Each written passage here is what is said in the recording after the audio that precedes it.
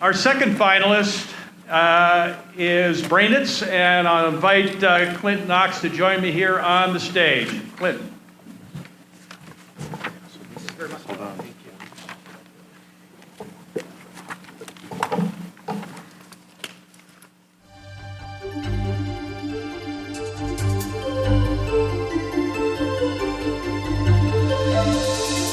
About 2 years ago, I was looking at my students' progress, and I was tired of seeing so many of my students fall behind and so many of my other students want to advance without me being able to meet their needs. So I founded Brainitz, and that allowed me to take my lessons and offer those to my students that were struggling to catch up and allow my advanced students to progress at a faster pace in or out of the classroom. First and foremost, Brainitz makes the lives of teachers easier. We save teachers time by allowing them to create a lesson in a short period of time that is interactive and accountable and reusable and shareable. What that allows the teacher to do is that when a student comes in over their lunch and says, "What did I miss today?" they don't have to give up their lunch or stay after school when they could be grading papers or head home with their family. They can direct the student to the Brainitz lesson that is interactive and accountable for the student. Secondarily, it incorporates accountability to blended and flipped learning in that online instruction model. And then finally, it's simply better for student learning. We've been finding that students progress at a 5% greater rate in their knowledge base using a Brainitz lesson than with traditional lecture. The mission of Brainitz is to educate the world.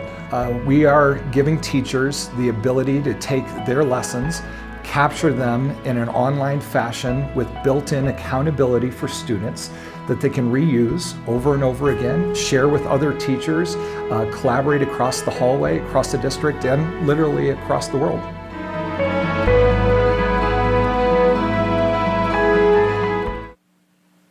You guys did a great job with that video, thank you.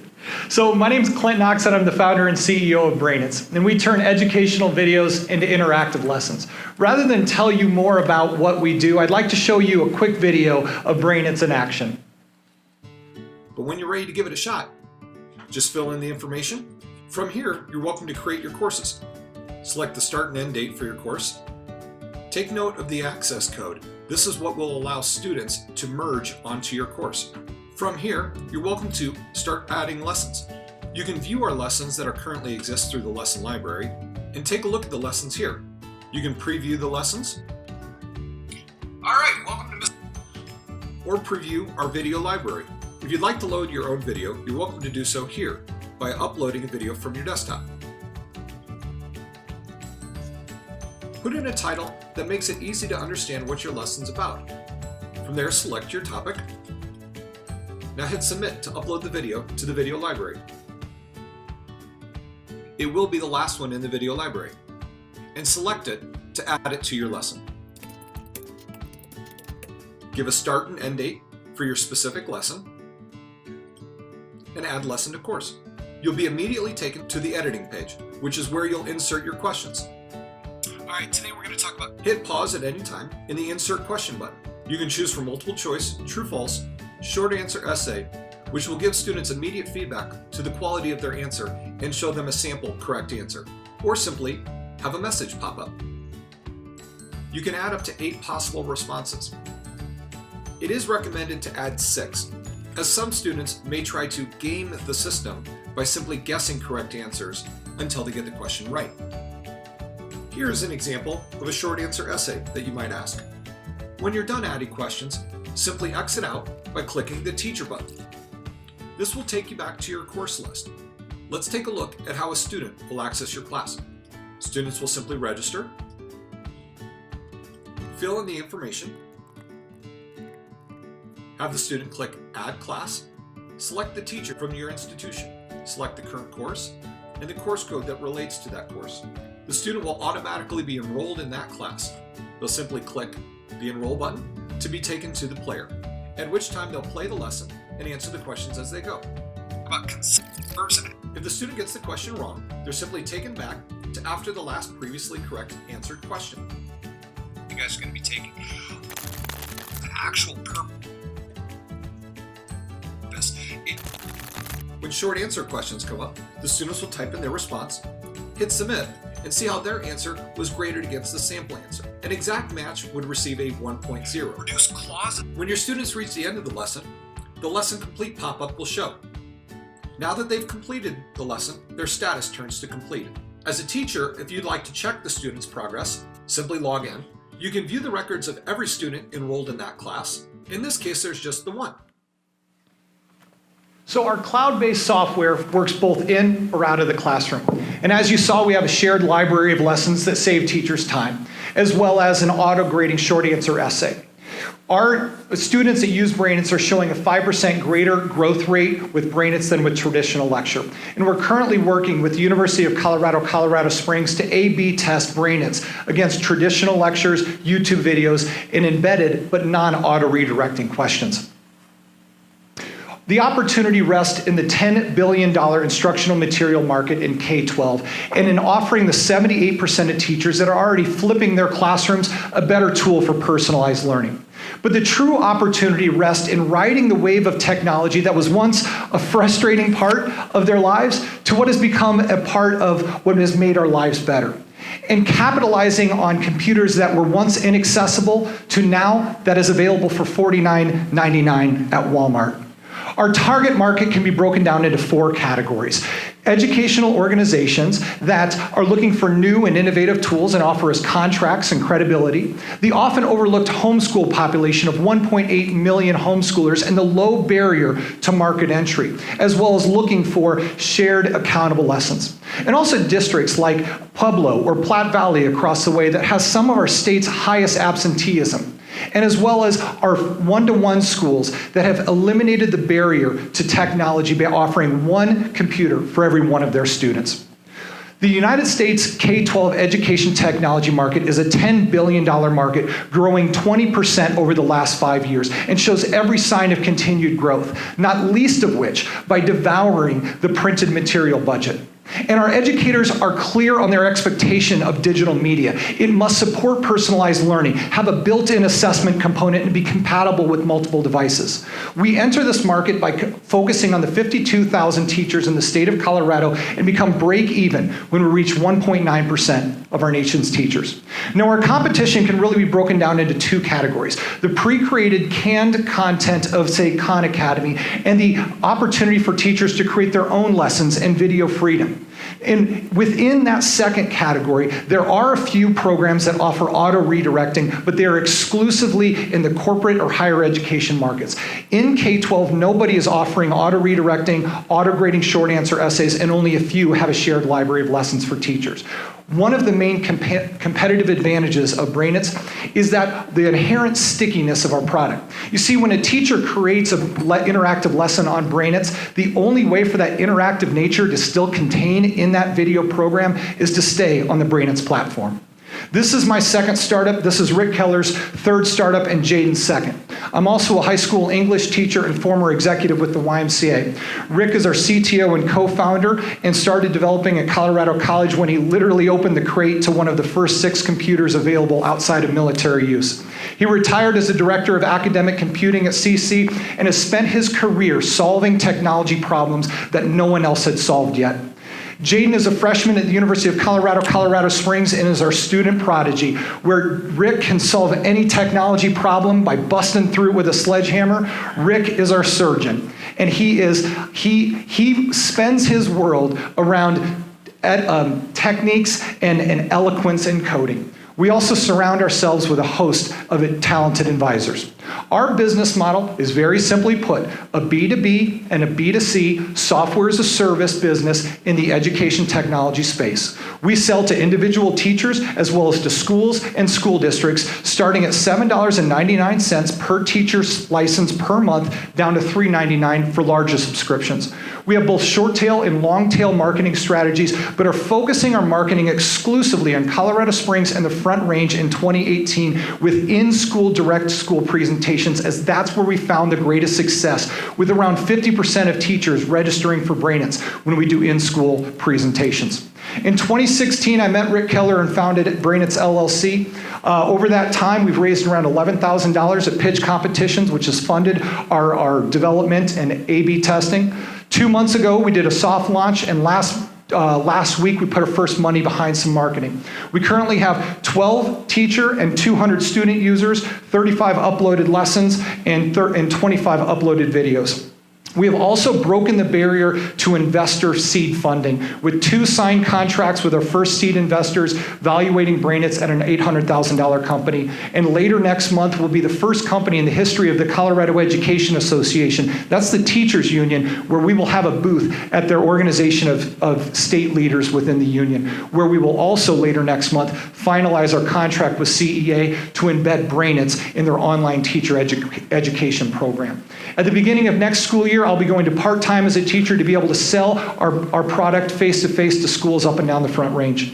In 2018, we expect a modest 570 teacher subscribers. In 2019, 4,700, where we shift from that face-to-face marketing to more scalable teacher ambassador and referral programs. In 2020, we go to a more regional campaign and shift again to online pay-per-click and social media marketing. 2021 is our national campaign, and 2022 positions us at 111,000. 2021 is our break-even year, and 2022 is 111,500 teachers. It positions us perfectly for either an exit or to move into multiple markets. And it's important to know that in 2018, those numbers work primarily because our staff has agreed to work for an extremely low amount of money in 2018 and then into the start of 2019.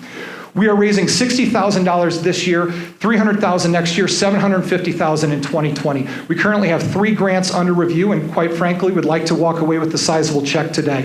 Beyond that, we have just the get down to it sales to individuals and school districts. And as you can see, we've tried to diversify our opportunities for raising early seed capital. Our upside for our investors is quite substantial. In 2022, we expect $6.2 million in revenue, and that number is important because the average education technology company is being acquired between $20 and $40 million at around a 4.8 times multiple of revenue. Well, 4.8 times 6.2 puts us at $30 million, exactly in the sweet spot of where corporations like these are acquiring companies like ours. And by the way, that puts our seed investors at a 28x multiple in a 5-year investment, and yes, there's still opportunity in that seed round if you're interested. So with that, I'd like to invite our CTO on up here and take any questions if you have any. Thank you so much.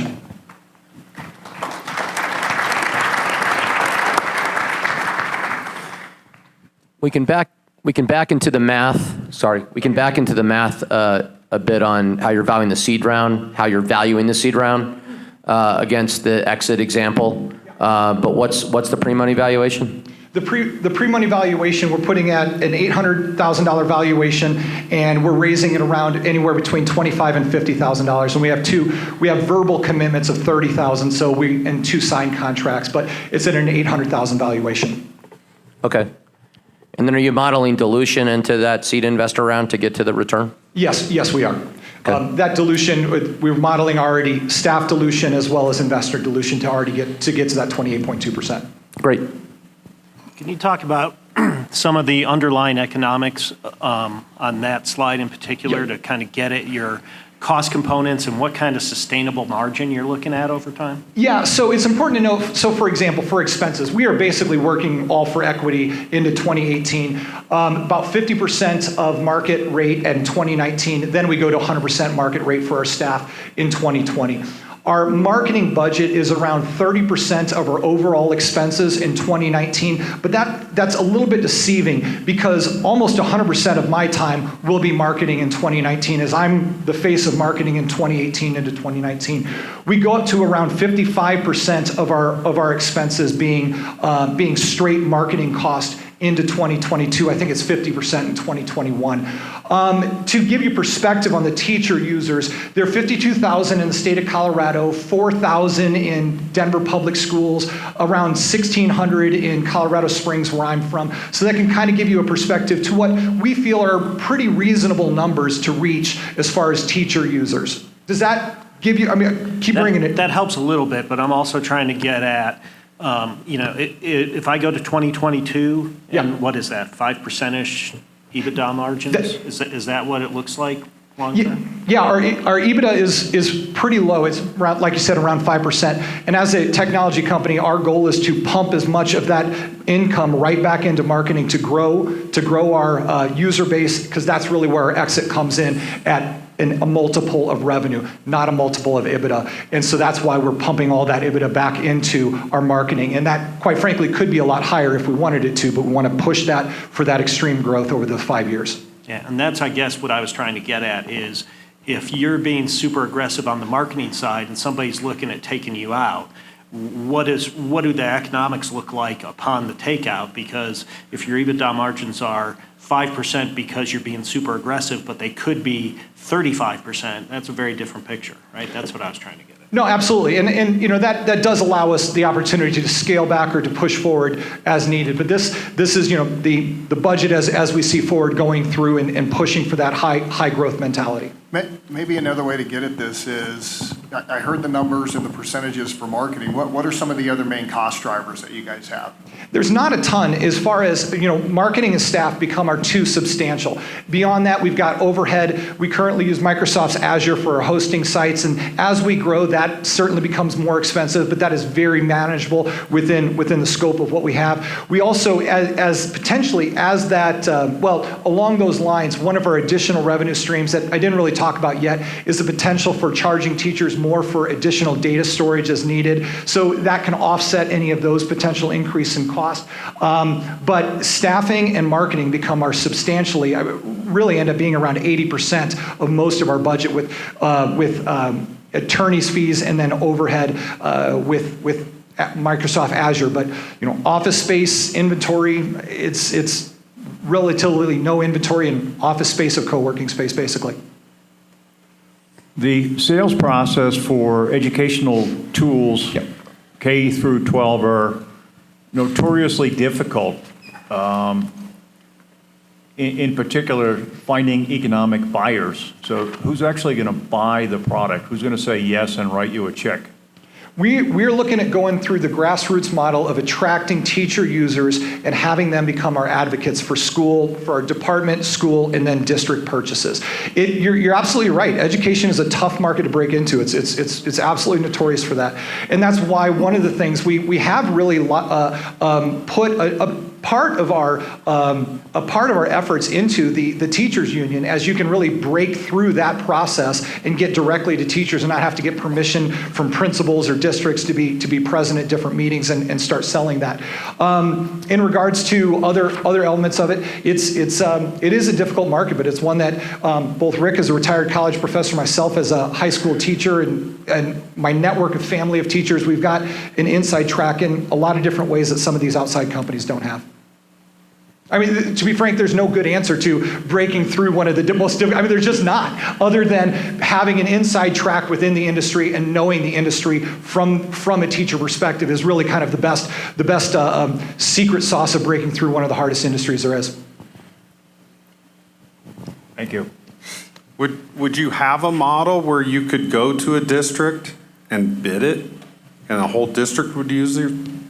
Yeah, absolutely. At that model, that brings us down to that $3.99 per teacher user. So in a Colorado Springs, we take $3.99 per month times the 1,600 teachers. You know, do the math, and then I can't remember exactly what it was. I knew it off the top of my head a while back, and then have that there for them. And the reason why it goes down to $3.99 is we know that not everyone's going to be able to use it or want to use it. But the other model with that actually is that the districts now, when they've purchased, they have access to all the teacher data. When you as a teacher purchase this, the district has no rights to crack into your Brainitz account, but when the district purchases it and gives it out to all their teachers, they have direct access to all student data, all teacher data on who's achieving what and how students are succeeding in different rates, boys versus girls, grade levels between teachers. So that really attracts our district sales. If you talk about the differentiation that you have, I think you highlighted the interactivity component, you know, and that kind of put you in the far right-hand corner of your competitive graph. How do you maintain that sort of differentiation Sure. if that's the successful model. Yeah, I mean, the truth is with technology, any technology can be replicated, patent or not patent protected. So one of the things is that becomes one of our strongest protective moat becomes the shared teacher library of interactive lessons. And and this is a technology piece that we've been able to do, is that when a teacher creates a video and puts those interactive questions in it, and somebody else uses that exact video and modifies those questions, we've been able through our tech to be able to not duplicate that video, but to simply use that exact same video in our data storage, but then you modify those questions. So I don't know if that's quite making sense, but we've been able to have that shared library of lessons with teachers without a massive data storage problem for that. So that's one of the reasons. And the other thing is to continue to innovate. We were planning on embedding the video screen capture in our program, the ability to download videos within our program, and a variety of other things that are quite frankly down the line for us a little bit. Just a quick question from a curriculum standpoint.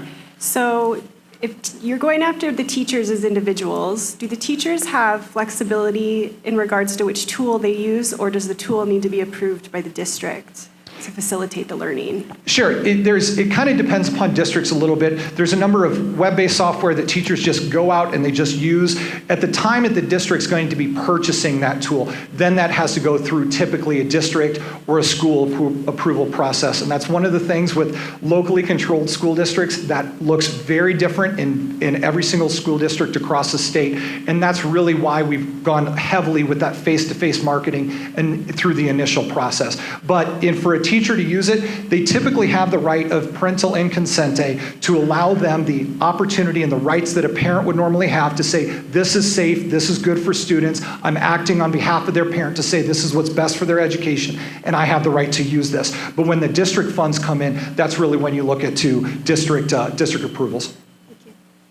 So this is just strictly lesson plans, there is no testing involved with this? The testing that we do is embedded into this. So in essence, everybody that completes it gets 100%. I call it the IKEA principle. It doesn't matter if it takes you 5 times to go back and do it again, as long as you stick with it and you would be able to get the questions right, as long as you stick with it, you in essence get 100% in that video. So that testing component is there, but it's testing through teaching, not testing through punitive. I guess I have one last question just to get clear on your vision. You talked about how it's how the product has suitability both in classroom and out of classroom. Absolutely. How do you see that playing out over time? If you go out 5 years, is this primarily an in or out of classroom tool, or do you have a view on that? Well, the concept of blended or flipped learning is that the idea is that a teacher would have her lessons online and allow that classroom time to be available more for dissecting frogs or group presentations for me to actually be able to sit down with my students doing their lessons. So in the traditional classroom model where kids have homework, this becomes their homework. Their in-class structure becomes the interactive nature that we'd all like to see more of in schools. The other aspect too becomes, quite frankly, possibilities of online education through our homeschool programs, or possibly, 5 years out, as we develop a curriculum of shared lessons that teachers have created, there is an opportunity to now say, hey, we have a full K-12 curriculum online.